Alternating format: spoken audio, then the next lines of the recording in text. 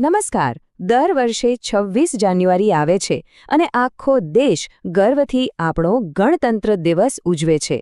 પણ શું આ દિવસ ફક્ત પરેડ જોવાનો અને રજા માણવાનો છે? ના, આ દિવસ પાછળ એક આખા રાષ્ટ્રના પુનર્જન્મની ગાથા છુપાયેલી છે. તો ચાલો આજે એ જ ગાથાને જરા નજીકથી જાણીએ અને સમજીએ.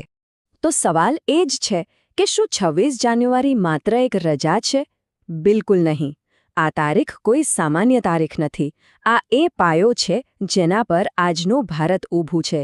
એની પાછળ છે આપણા સ્વતંત્રતા સેનાનીઓનો સંઘર્ષ, એમનું બલિદાન અને એક સપનું, એક એવા ભારતનું સપનું જે પોતાની કિસ્મત જાતે લખે.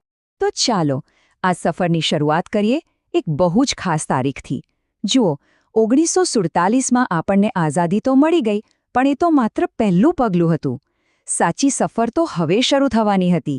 એક રાષ્ટ્ર તરીકે પોતાની ઓળખ બનાવવાની અને સાચા અર્થમાં સાર્વભૌમ એટલે કે સર્વોપરી બનવાની. જરા આ 3 મહત્વના વર્ષો પર નજર કરીએ. 1947માં આઝાદી મળી અને 1950માં બંધારણ લાગુ થયું. પણ ક્યારે વિચાર આવ્યો કે 26 જાન્યુઆરી જ કેમ? કોઈ બીજી તારીખ કેમ નહીં? તો આનું કારણ છુપાયેલું છે છેક 1930માં. એ દિવસે લાહોરમાં ભારતીય રાષ્ટ્રીય કોંગ્રેસે અંગ્રેજોને સાફ કહી દીધું કે હવે અમને પૂર્ણ સ્વરાજ જોઈએ, એટલે કે સંપૂર્ણ આઝાદી. બસ એ જ ઐતિહાસિક દિવસને હંમેશા માટે યાદગાર બનાવવા માટે 26 જાન્યુઆરીની તારીખ પસંદ કરવામાં આવી. અને આખરે એ દિવસ આવી જ ગયો. તારીખ હતી 26 જાન્યુઆરી 1950. સવારના બરાબર 10:18 ભારતનું બંધારણ સંપૂર્ણ રીતે લાગુ થયું અને એ જ ક્ષણથી ભારત સાચા અર્થમાં એક સાર્વભૌમ લોકશાહી પ્રજાસત્તાક બન્યું. હવે આનો સીધો સાદો મતલબ એ છે કે હવે આપણે આપણા નિર્ણયો જાતે લઈ શકીએ, આપણા કાયદા પ્રમાણે ચાલી શકીએ અને આપણા પર કોઈ બહારની તાકાતનો શાસન નહીં ચાલે. તો હવે વાત કરીએ એ ગ્રંથની જેણે આ બધું શક્ય બનાવ્યું. આપણું બંધારણ. આ કોઈ સામાન્ય કાયદાની ચોપડી નથી, ખરું ને? આ તો આપણા દેશનો આત્મા છે. કરોડો ભારતીયોની આશાઓ અને સપનાઓનો એક જીવંત દસ્તાવેજ છે. વિચારો તો ખરા, આટલા મોટા અને વિવિધતાથી ભરેલા દેશ માટે બંધારણ બનાવવું કેટલું મુશ્કેલ હશે? કેટલો સમય લાગ્યો હશે? કદાચ 2 વર્ષ? ના, એટલું જ નહીં. એમાં બીજા 11 મહિના પણ લાગ્યા. અને હજુ 18 દિવસ વધુ.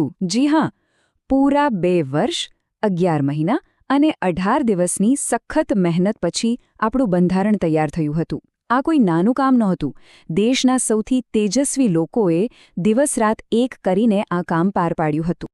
અને આપણા બંધારણ વિશે કેટલીક વાતો તો ખરેખર અદ્ભુત છે. જેમ કે એ દુનિયાનું સૌથી લાંબુ લેખિત બંધારણ છે. અને હોય પણ કેમ નહીં, આટલા બધા લોકો, આટલી બધી સંસ્કૃતિઓ બધાને સમાવવાના હતા. અને બીજી મજેદાર વાત, એની ઓરિજિનલ કોપી પ્રિન્ટ નથી થયેલી. એને પ્રેમ નારાયણ રાયજાદાએ પોતાના સુંદર અક્ષરોમાં હિન્દી અને અંગ્રેજીમાં હાથેથી લખી છે. અને હા, આ મહાન કાર્યનો શ્રેય જાય છે ડૉક્ટર બાબાસાહેબ આંબેડકર અને એમની ડ્રાફ્ટિંગ કમિટીને. ચાલો, હવે ઇતિહાસમાંથી સીધા આવી જઈએ આજના સમયમાં. દર વર્ષે 26 જાન્યુઆરીની ઉજવણીનું મુખ્ય કેન્દ્ર હોય છે દિલ્હીનો કર્તવ્યપથ. આ એ જગ્યા છે જ્યાં ભારત આખી દુનિયાને પોતાની સૈન્ય તાકાત, પોતાની ભવ્ય સંસ્કૃતિ અને પોતાની પ્રગતિની ઝલક બતાવે છે. અહીં એક વાત છે જે ઘણા લોકોને કન્ફ્યુઝ કરે છે, તો ચાલો એ ક્લિયર કરી લઈએ. 26 જાન્યુઆરી એટલે કે ગણતંત્ર દિવસે ધ્વજવંદન ભારતના રાષ્ટ્રપતિ કરે છે. કેમ? કારણ કે તેઓ આપણા બંધારણીય વડા છે. જ્યારે 15 ઓગસ્ટે સ્વતંત્રતા દિવસે લાલ કિલ્લા પરથી વડાપ્રધાન ધ્વજ ફરકાવે છે. છે ને નાનો પણ મહત્વનો તફાવત? પણ કર્તવ્યપથ પરની પરેડ એટલે માત્ર સેનાની માર્ચ અને હથિયારોનું પ્રદર્શન જ નથી. અરે, એ તો આપણા દેશની વિવિધતામાં એકતાનું જીવંત ઉદાહરણ છે. જાણે કે આખો ભારત દેશ આપણી આંખો સામેથી પસાર થઈ રહ્યો હોય.